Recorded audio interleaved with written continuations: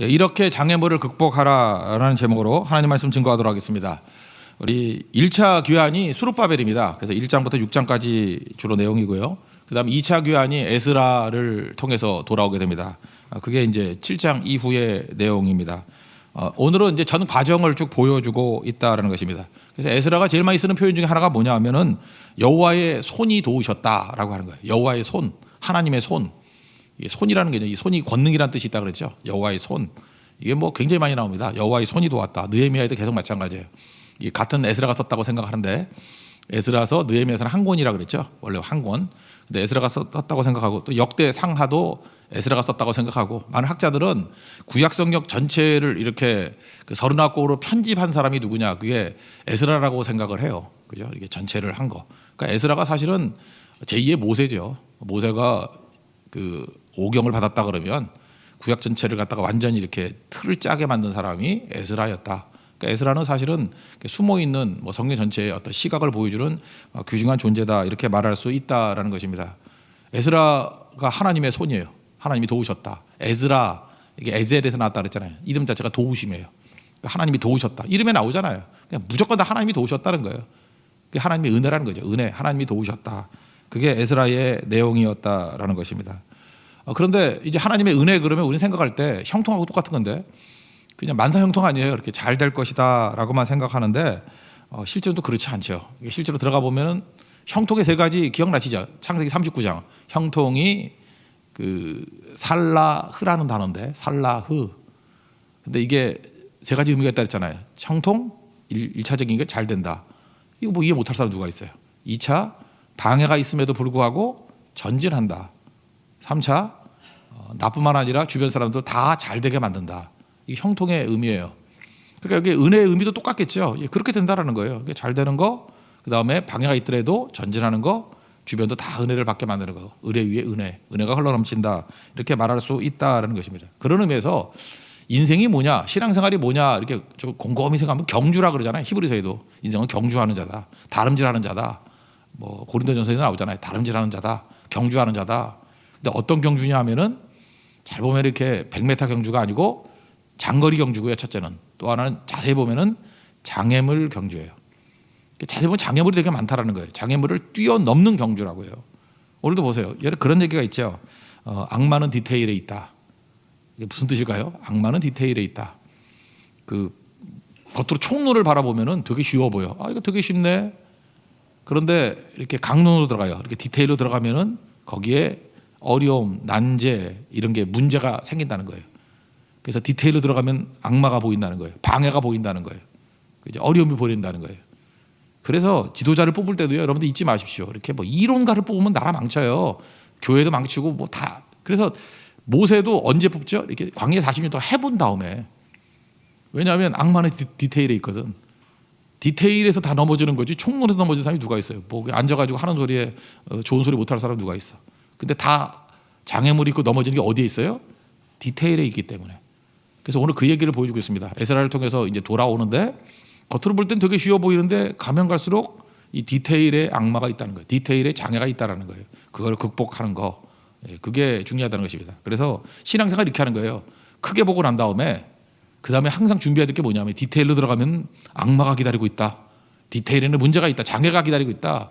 이걸 어떻게 극복해 나가느냐. 이게 내용이라는 것입니다.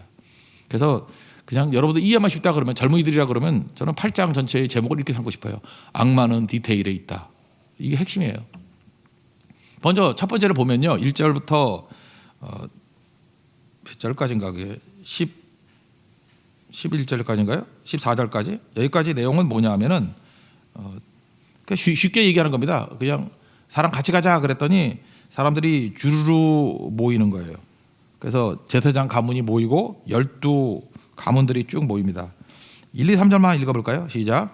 아다사스다 왕이 왕에 있을 때 나와 함께 바벨론에서 올라간 족장들과 그들의 계보는 이러하니라. 비느하스의 자손 중에서는 게르솜이요, 이다말 자손 중에서는 다니엘이요, 다이 자손 중에서는 하투스요, 스가랴 자손 중 곧 바로스 자손 중에서는 스가랴니 그와 함께 족보에 기록된 남자가 150명이요. 이렇게 해서 12 가문이 나와요. 그래도 이게 평민 가문이거든요. 그러니까 뭐죠? 우리가 어제 살폈죠. 하나님의 은혜가 임하게 되면 은혜의 방편, Man, Money, Management. 사람이 모이고 돈이 모이고 지혜가 부어진다. 이게 은혜의 방편이에요. 사람이 모였죠. 그러니까 하나님이 은혜가 부어주시니까 사람이 메시지죠. 사람들이 잘 모였다라는 것입니다. 이거 여러분 세워볼 필요 없지만 다 세워보면요 1772명. 그래서 제가 그런 얘기를 했죠. 이때 2차 때 돌아온 사람 몇 명이라고요? 1800명. 앞에 보면은 1차 때 돌아온 사람이 몇 명이에요? 42,000명 정도. 이게 대충해요. 42,000명 정도. 2차 때 1800명인데 학자들은 가족까지 오면은 이게 합치면 한 5,000명쯤 왔을 거다 이렇게 계산을 하더라고. 그죠? 이렇게 한 5,000명쯤 왔어요. 그래서 1차, 2차 또 3차까지 느헤미야 때까지 올 때까지 합쳐서 대충 한 5만 명. 그래서 100만 명이 끌려가서 5%가 돌아왔다. 이렇게 생각을 하면 되겠죠? 2차에 지금 2차로 돌아온 게 7장, 8장 이야기예요. 그래서 1,800명. 뭐 정확히 머리 좋은 사람 하려면 1,772명이에요. 다 세워봤어요. 1,800명 정도 돌아오고 가족까지 1,800명 정도가 5,000명 정도가 돌아오게 되었다. 순탄하죠? 가자 그랬더니 1,800명, 5,000명이 달라붙었다. 하나님의 은혜는 이래요. 잘 되는 거예요. 그래서 은혜가 필요합니다. 잘 됩니다. 믿습니까? 이런 은혜가 임하기를 원합니다. 그 다음에 악마는 디테일에 있다 그랬죠. 두 번째 단계. 이제 아하와 강가라고 아마 그 바벨론에 있는 데서 이렇게 떠나려고 그러니까 1,800명이 모여야 될 거 아니에요. 모여가지고 3일 동안 점검을 했다고요. 어떻게 갈 것인가 조직하고 쭉 점검을 했는데 역시 악마는 디테일에 있죠. 조사를 해보니까 우리가 왜 가는 거예요? 예배 드리는 소프트웨어로 가는 거 아니에요. 성전 지어졌으니까 우리가 가서 예배 드리려고. 예배 드리는 사람들 중심으로 가야 되는데 레위 자손이 없네. 이게 또 말이 되나요? 15절을 한번 읽겠습니다. 시작. 내가 무리를 아와로 흐르는 강가에 모으고 거기서 3일 동안 장막에 머물며 백성과 제사장들을 살핀즉 그중에 레위 자손이 한 사람도 없는지라. 이게 웬일이니 이런 거죠. 그죠? 이게 필요한 사람도 딴 사람들 왔는데 레위 자손이 안 온 거예요. 그러니까 여호와의 손이 도우면은 뭐든지 잘 된다 그랬죠. 근데 이게 뭐 어떻게 되는 거예요? 빈틈이 막 생기잖아요. 그래서 개척교회를 한다든지 뭐 처음 시작할 때는 총론에서는 다 잘 되는 것 같이 보이지만 한번 강론 디테일로 들어가 보라고요. 이렇게 문제 투성이 이제 뻥뻥 뚫리는 거지. 뭐 이런 거하고 똑같은 거죠. 뭐 자원이 풍성해지면은 뭐 이렇게 틀이 잡히면 없는 게 뭐가 있겠어요? 다 자원이 넘쳐나죠. 근데 성교를 간다 그러는데 갑자기 반주자가 없는 거야. 뭐 이래서 못 가고 저래서 못 가고 다 해서 그런 상황이에요. 그죠? 이게 예배는 드려야 되는데 반주자가 없고 뭐 싱어도 없고 뭐 아무것도 없다 그러면 이게 안 되잖아요. 그런 상황에 봉착하게 된 거예요. 악마는 디테일이 있어요. 그랬더니 어떻게 하느냐 하면은 여기에 중요 지도자들한테 보내가지고 그 이또라는 사람이 아마 거기가 레위 집성총이었던 것 같아요. 가가지고 일일이 수소문해가지고 설득합니다. 야 같이 가자, 같이 가자. 70년 지났으니까 이제 뿌리 내리고 그랬잖아요. 그렇지만 너 레위인 아니냐? 레위인이 하나도 없는데 되겠냐?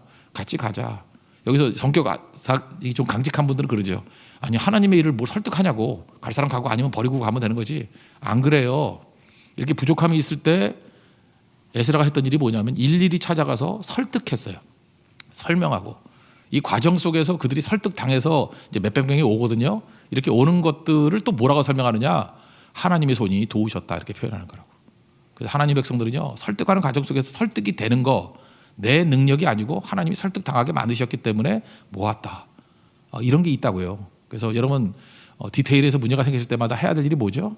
기도하면서 하나님 필요한 사람들을 보내주세요 라고 이렇게 개인 컨택하는 거 이게 되게 중요한 거예요. 이것도 전혀 필요 없는 건 아니라는 것입니다. 이런 게 꼭 필요하다라는 거예요. 그래서 돌파하는 거죠. 18절이 핵심이죠. 18절 한번 읽겠습니다. 시작. 우리 하나님의 선한 손에 도우심을 입고 그들이 이스라엘 자손 레위의 아들 말리의 자손 중에서 한 명철한 사람을 데려오고 또 세레바와 그의 아들들과 함께 형제 18명과 하사바와 무라리 자손 중 여사와 그의 형제와 그의 아들들 20명을 데려오고 이렇게 해서 뭐 쭉 모아서 레위 사람들을 불러 모았다라고 하는 것입니다. 그래서 신앙은 방향이 올바르다 그러면 속도에 있어서 약간 늦더라도 이렇게 설득하고 설명해 가는 것들이 되게 중요하다라는 것입니다. 그러면 이렇게 하면 또 여러분들 마음 가운데 그럴 거예요. 그럼 설득만 해가지고 이렇게 맨날 해야 되느냐? 이제 세 번째 단계가 또 오거든요. 잘 됐어요. 근데 레위인이 부족했어요. 설득했어요. 그 다음에 또 디테일로 들어가 보니까 문제가 뭐냐 하면은 이제 현실적인 문제예요. 이제 5,000명 정도가 가는데 얘기를 했죠. 그 유프라테스 강 서쪽에 있는 그 1년 세금이 은 350달란트라고. 근데 이들이 가져가는 게 600달란트가 넘거든요. 100달란트만 해도 그때 100달란트 이상 가져가라는데 아마 국가에서 100달란트를 받은 것 같고 헌금했던 게 한 500달란트 된 것 같아요. 그러니까 어마어마하게 헌금 받은 거예요. 그러니까 재산이 엄청난 거죠. 이게 대충 1600km거든요. 1600km를 가야 되는데 넉 달 만에. 근데 그 중간중간에 사실은 면허받은 도둑놈들 많죠. 이거 뺏어갈 수 있잖아요. 아니 5천 명 정도 별로 많지도 않은데 뭐 가족들이 그렇고 남자들만 1,800명 아니에요. 그다음에 또 뭐 예배드리는 목사들이고 전도사들 그런데 뭐 빌빌대지 않았겠어. 뭐 싸움을 했겠어. 그죠? 그런데 그 재산 가지고 가는데 이거 뺏으면은 위험하죠. 안전에 위험이 있죠. 그래 당장 뭐가 필요해요? 이렇게 많은 재산가 5천 명이 갈라 그러면은 보호해 줄 만한 군대가 필요하다. 당연한 거죠. 근데 문제가 뭐냐면 이제 에스라가 이제 마음에 이제 찔리는 게 있는 거예요. 찔리는 게 뭐냐면은 내가 에스라가 아닥사스다 왕하고 친했다 그랬죠. 그 7장기 보니까 아닥사스다 왕에게 에스라가 말하는 건 다 줬다고. 굉장히 신임을 받은 사람이에요. 신임을 받는데 에스라가 말을 하다가 너무 뜨거워가지고 좀 세게 얘기했던 것 같아요. 하나님이 도와주시면 안 되는 일이었고요. 대적들은 다 작살이 나요. 뭐 이렇게 얘기했던 것 같아요. 하나님은 살아계시고 하나님이 모든 걸 다 하세요. 주가 일하시네. 뭐가 필요해? 제 얘기 하지 말고 22절 에스라가 뭐라고 했는지 봅시다. 22절 예, 다 같이 읽겠습니다. 시작. 이에 우리가 전에 왕에게 아뢰기를 우리 하나님의 손은 자기를 찾는 모든 자에게 선을 베푸시고 자기를 배반하는 모든 자에게는 권능과 진노를 내리신다 하였으므로 길에서 적군을 막고 우리를 도울 보병과 마병을 왕에게 구하기를 부끄러워하였습니다.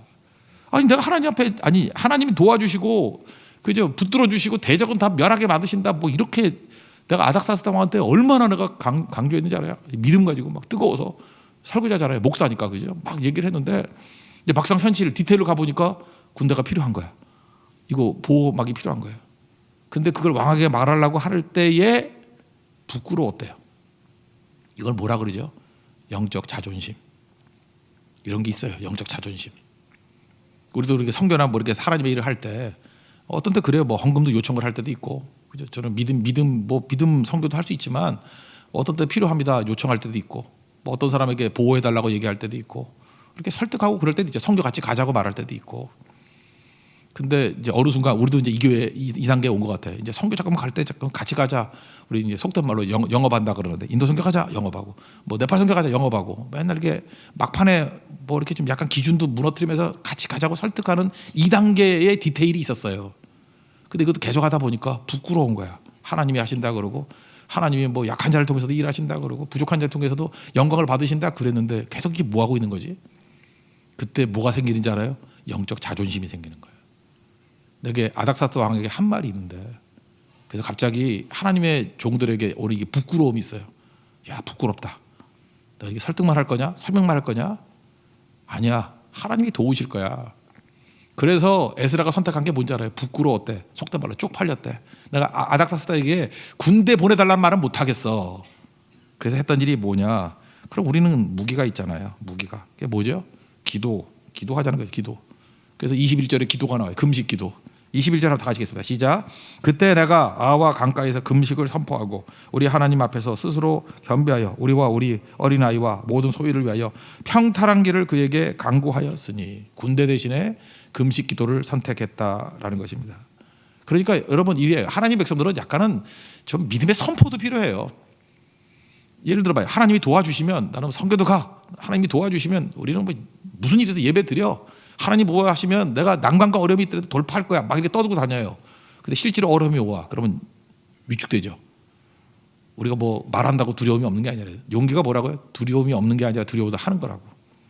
그래서 말해놓은 게 있다고. 그래서 선포가 중요한 거예요. 말해놓은 게 있기 때문에 나는 부끄러워서 도저히 타협하거나 물러서는 거 못하겠어요. 그럼 어떻게 하죠? 하나님이 100% 도와줘야 되잖아요. 그럼 하나님이 100% 도와달라는 그 행동이 뭐냐면 금식하면서 기도하는 거예요.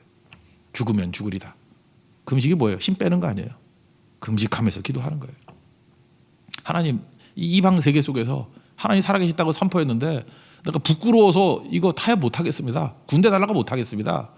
하나님 보호해 주시고 도와주세요 라고 금식을 선포했다라는 거예요. 그래서 그런지 모르지만요, 이 포로에서 돌아오고 난 다음에는 이전에 이게 모세 시대 때보다 다윗 시대 때보다 훨씬 금식이 되게 많아요. 여러분, 그 돌아오고 난 다음에 학계 스가랴 선지자 있잖아요. 그 스가랴, 여러분이 뭐 스가랴 잘 읽지도 않겠지만 제가 읽어드릴게요. 스가랴 8장 19절을 보면요, 만군의 여호와가 이같이 말하노라. 금식이 1년에 4차례가 나와요. 넷째 달의 금식과 다섯째 달의 금식과 일곱째 달의 금식과 열째 달의 금식을 변하여 유다 족속에게 기쁨과 즐거움과 희락의 절기들이 되리니 오직 너희는 진리와 화평을 사랑할지니라. 그러니까 얼마나 금식이 많냐면 네 번째, 다섯 번째, 일곱 번째, 열 번째 달이 1년에 12달인데 석 달이 금식이야. 이거 어떻게 살지? 물론 뭐 한 달 다는 안 했겠지. 그렇지만 한 일주일은 한 것 같아, 금식들. 그 무슨 얘기입니까? 그만큼 어려웠다는 거예요. 악마는 디테일에 있다고. 가면은 어려움 생기니까 또 4월 달에 금식하고, 가면은 어려움 생기니까 5월 달에 금식하고, 또 가면은 어려우니까 7월 달에 금식하고, 또 어려우니까 10월 달에 금식하고. 그러니까 뭐 웬만큼 이동할 만한 때는 다 금식밖에 안 한 거예요. 그러니까 얼마나 처절한지 알겠죠. 하나님이 그걸 보시고 뭐라 그래요? 이제 금식 그만해도 돼. 금식하는 니네들이 나를 애타게 찾는 것들을 변화시켜서 기쁨과 즐거움과 희락의 절기들이 되게 하리니. 자, 우리 크리스찬들이 해야 될 게 뭐냐면 이렇게 전염병 도구할 때 뭐 예배 안 드리고 몸 조심한다 그게 아니고요. 우리가 금식하면 기도해야 돼요. 운명이 우리에게 달렸잖아요. 안 그렇습니까? 더 많이 기도해야죠. 눈물로 기도해야지. 하나님 불쌍하게 해달라고. 우리 잘못이라고. 뭐 누굴 탓하겠어요. 하나님 은혜를 부어주고 긍휼을 부어달라고. 이들이 영적 자존심이 있었어요. 그래서 세상적인 방법 택하지 않냐고 하나님께 목숨 걸고 기도하잖아요. 금식 기도하면서. 이 시편 35편 13절에 보니까 이런 얘기가 나와요. 그들이 병들었을 때 굵은 베옷을 입으며 금식하여 내 영혼을 괴롭게 하였더니 내 기도가 내 품에 돌아왔도다. 병들었어요. 그러면 약한 거 아니에요? 그런데 금식하면서 내 영혼을 괴롭게 했대요. 금식의 목적은 영혼을 괴롭게 하는 거예요. 괴로운 거예요. 희희낙낙하는 게 아니라 괴로운 거예요. 내 영혼을 괴롭게 했더니 하나님 불쌍하게 해주세요. 그게 바로 뭐예요? 옷을 찢으면서 제 가운데 회개하면서 금식하면서 하나님의 은혜를 구하는 거죠. 그랬더니 내 기도가 내 품으로 돌아왔도다. 내 기도가 돌아왔다. 응답이죠. 응답. 이겁니다. 영적 자존심.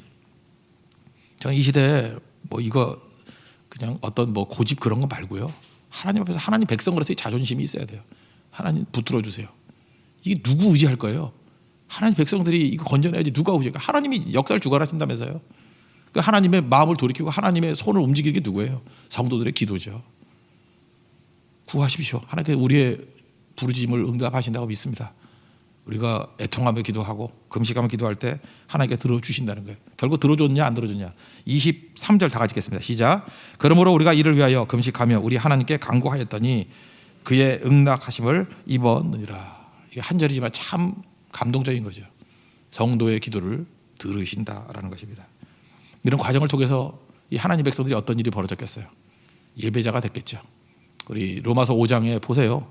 그 어려움이 있잖아요. 환란을 누가 원하는 사람이 누가 있겠어요? 이렇게 전염병, 환란, 어려움, 전쟁, 기근, 전염병 이 어려움이거든요.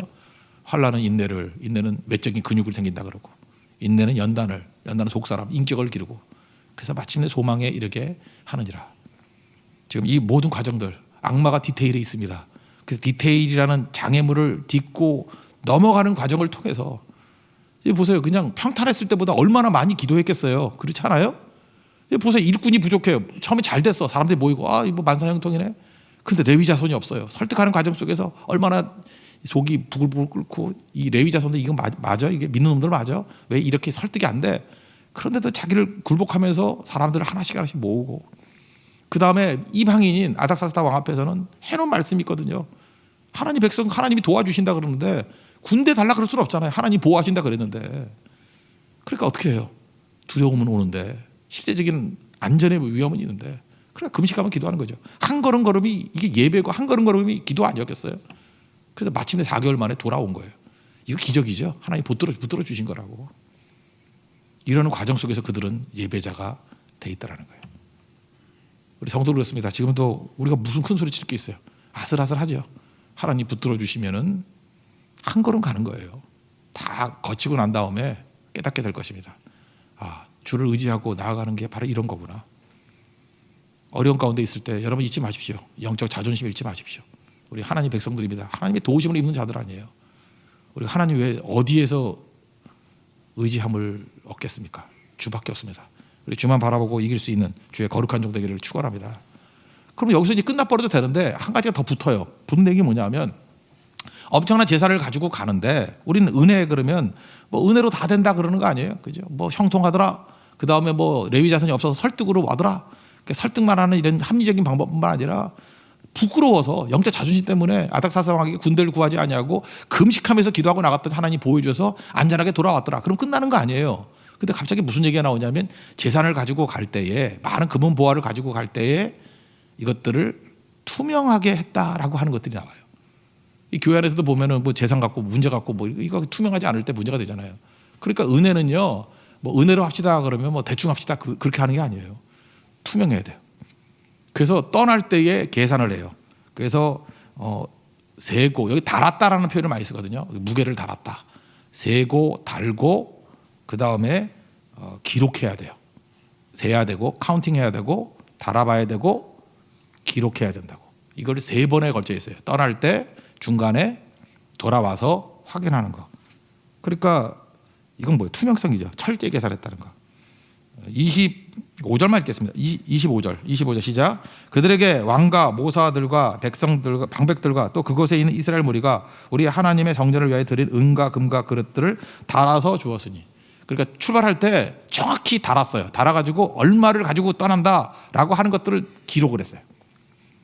그리고 중간에 없어질까 봐 한 번 더 점검해. 29절 다 같이 계속 시작. 너희는 예루살렘 여호와의 성전 골방에 이르러 제사장들과 레위 사람의 우두머리들과 이스라엘 족장들 앞에서 이 그릇을 달기까지 삼가 지키라. 과정에서 예루살렘 갈 때까지 이거 꼭 지켜야 돼. 그리고 한 번 더 계산해요. 달아서 이거 정확하지. 그리고 마침내 도착해서 달아서 성전에 봉헌해요. 34절 읽겠습니다. 시작. 모든 것을 다 세고 달아보고 그 무게의 총량을 그때에 기록하였느니라. 그러니까 정확했죠. 이게 바로 뭐예요? 투명성. 하나님의 교회가 뭐 은혜다 하면서 그냥 대충 하는 게 아니고 언제나 세어야 되고 달아야 되고 그 다음에 기록해야 된다는 것입니다. 정확해요. 이게 은혜의 전 과정이라는 거예요. 은혜는 이런 겁니다. 그래서 31절이 핵심인데 31절 다 같이 읽겠습니다. 시작. 첫째 날 12일에 우리가 아와 강을 떠나 예루살렘으로 갈새 우리 하나님의 손이 우리를 도우사 대적과 길에 매복한 자의 손에서 건지신지라. 이거 자세한 내용은 뭔지 몰라요. 근데 뭐 어려움이 되게 많았던 것 같아. 처음에 한번 정리해 봅시다. 형통했어요. 은혜가 뭔지 형통했어요. 모여라. 그래서 사람 모였어요. 그때 은혜는 모든 게 다 잘 되는군. 아니죠. 2차 단계. 악마는 디테일이 있다니까. 디테일로 들어갔더니 레위 자손이 없네. 그래서 열심히 가가지고 3일 동안에 또 설득해가지고 모았어요. 몇백 명. 그래서 간신히 레위 자손 데리고 또 떠나게 되네요.